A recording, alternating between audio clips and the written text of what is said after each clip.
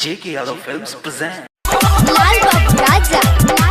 जय मां Katyani recording studio Yogi blog Samastipur कन्या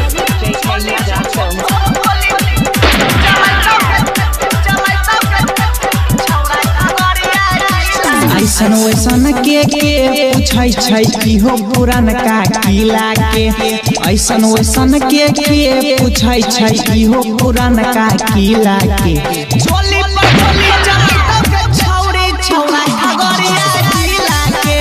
चोली पर चोली चढ़ै तब के छौरी छौरा सहरसा जिला के मिक्स लाल बाबू राजा योगी ब्लॉग समस्तीपुर लाले लाले होठ छौगे काटले तहु गाल के तोरा ऐसन ढेर अइलै छौरी बंगाल के लाले लाले होठ छौगे काटले तहु गाल के तोरा जैसन ढेर अइलै छौरी बंगाल के करिहे न मानत केकरो गे यहाँ भेज दतो नीचा से हिलाई के करिहे न केकरो गे यहाँ पे माना भेज दतो नीचा से हिलाई के झोली पर गोली चढ़ाता के छौरी छौरा खगड़िया जिला के झोली पर गोली चढ़ाता के छौरी छौरा सहरसा जिला के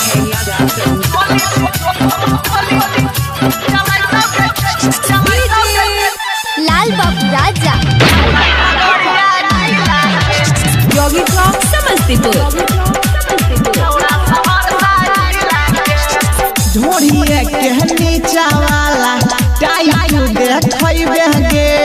केतना तोय छौड़ा सबके मुंड सन हकैबे गे झोड़िए के नीचा वाला टाइट देखैबे गे जान केतना छौड़ा सबके याई पगलैबे गे गेलो समय का गे सिंह जी के किला छोड़ दो नीचा से हिलाई के गेलो समय का गे यादव जी के किला छोड़ दो नीचा से हिलाई के चोली पर गोली चढ़ाता के छौरी छौरा खगड़िया जिला के चोली पर गोली चढ़ाता के छौरी छौरा सहरसा जिला के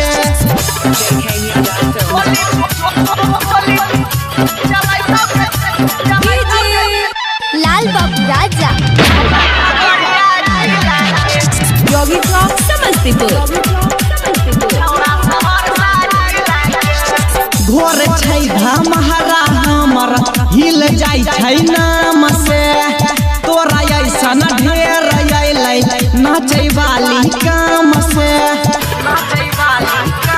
हे गई घोर छै धमहरा हमर हिल जाइ छै नाम से तोरा ऐसन ढेर अइलै नाचै वाली काम से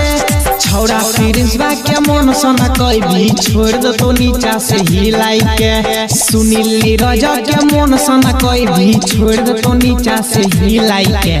चोली पर गोली चढ़ाता के छौड़ी छौड़ा खगड़िया जिला के चोली पर गोली चढ़ाता के छौड़ी छौड़ा सहरसा जिला के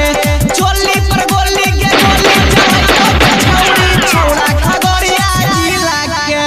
जय मां Katyani recording studio Mansi JK Yadav Films